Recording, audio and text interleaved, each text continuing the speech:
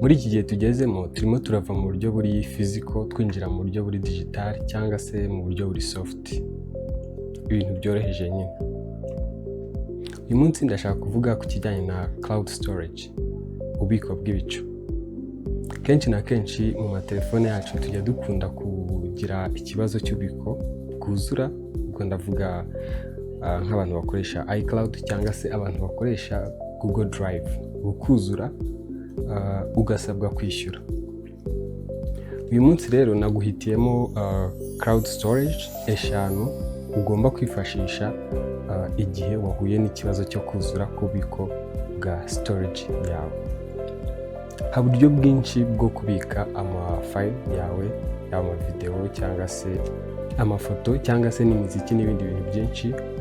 Hari uburyo bwinshi bwo kubibika, ariko uyu munsi naguhitiyemo uburyo 5 bwonyine bwizewe, kuko ntabwo ariko bwose wabwizewe, hari ubwizewe kurusha ubundi. Niba utarakora subscribe, kanda subscribe hasi aho ngaho, ubundi ujye ukomeza ubane natwe, nayo ni inkunga ikomeye cyane. Iyi ni Room Z.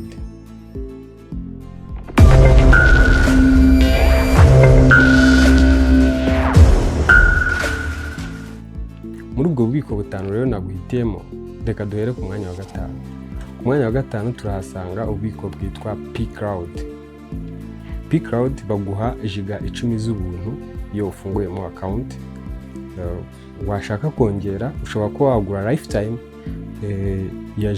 ya terabyte 10 ku $1,190 igihe wumva ubishaka, ariko ubundi hari ububiko bw'ubuntu bungana n'10. Ikindi kandi ushobora kubwaccessinga kuri device iyo ari yo yose waba ufite. Ushobora kuba ukoresha iOS, Android, Mac OS cyangwa se Windows. Iyo ari yo yose ushobora kuaccessinga cloud yawe nta kibazo. Ku mwanya wa 4 rero naguhitiyemo ububiko bwitwa Intune XT. Iyi cloud storage nayo baguha ububiko bungana na giga 10 iyo ufunguyemo account bw'ubuntu. Hanyuma wakenera kugura nka lifetime, nyine kugura burundu nyine, ububiko bungana na terabyte 10 bugura $435.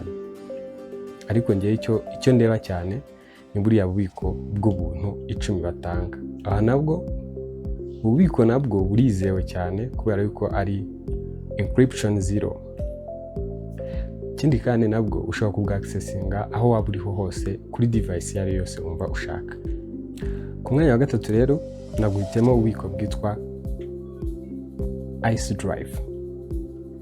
Ice Drive nabwo baguha amajiga 10 y'ubuntu igihe wafunguye account. Ushobora gukomeza gukoresha izo giga 10 z'ubuntu igihe icyo ari cyo cyose. Hanyuma wakenera kugura ubundi bubiko, lifetime yabo ni terabyte 10 zo nyinshi, ushobora kuba wazigura ku $199 ariko icyo ndeba cyane ni buriya bw'ubuntu, kuko nibyo naguhitiyemo. Ubu nabwo ushobora kuba wabwaccessinga kuri device iyo ari yose waba ufite, yaba ari iOS, yaba ari Android, yaba ari Mac OS cyangwa se Windows, nta kibazo. Aho waba uriho hose ushobora kwaccessinga ububiko bwawe. Niyo mpamvu ububiko bundi buba bwiza kuruta bwa bundi bwawe busanzwe bwo kwitwaza ama hard disk cyangwa se ama flash disk, bitewe n'uko bwo ubwaccessinga aho ariho hose bitagusabye kugira ngo ugendane ibintu bikuvuna. Ikindi kandi nanone turi kujya mu isi ya digital. Ububiko bwa 2 rero naguhitiyemo ni ububiko bwitwa Mega. Ububiko iyo ufunguyemo account baguha giga 20 z'ubuntu zo kubika ibintu byawe nta kibazo. Wakenera aho bishyura ku mwaka, iyo ukeneye kurenzaho wishyura ku mwaka. Ububiko bungana na terabyte 16 ushobora kwishyura €299. Ubu nabwo nubwo accessinga aho waba uri hose nta kibazo.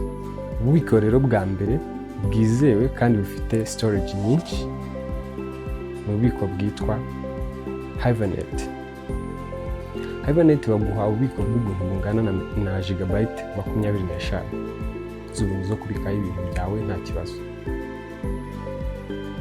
Iyo ukeneye kongera ku mwaka terabyte 5 ushobora kuba wazishyura amayero 16.99 kugira ngo ni nabwo bubiko buhendutse kuruta ubundi bwose.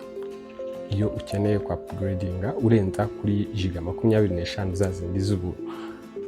Ububiko nabwo ushobora kubwa accessinga ahantu waba uriho hose bitakuvunnye ndetse na device iyo ari yose waba ufite.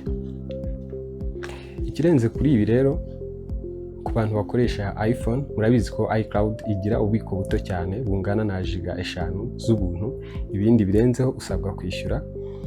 Ku bantu bakoresha ama iPhone kuri iCloud, igihe ubona yakuzuranye ushobora kugira bimwe ushyira kuri Google Drive, bitewe nuko Google Drive yo itanga gigabyte 15 z'ubuntu, urumva ni inshuro 3 ugereranyije na iCloud. Ushobora kandi kubya-uploadinga kuri YouTube ukabigira private, icyo gihe nabwo nta kibazo. Wakoze kubana natwe kandi inkunga yawe irakenewe, gukora subscribe. Wakoze cyane.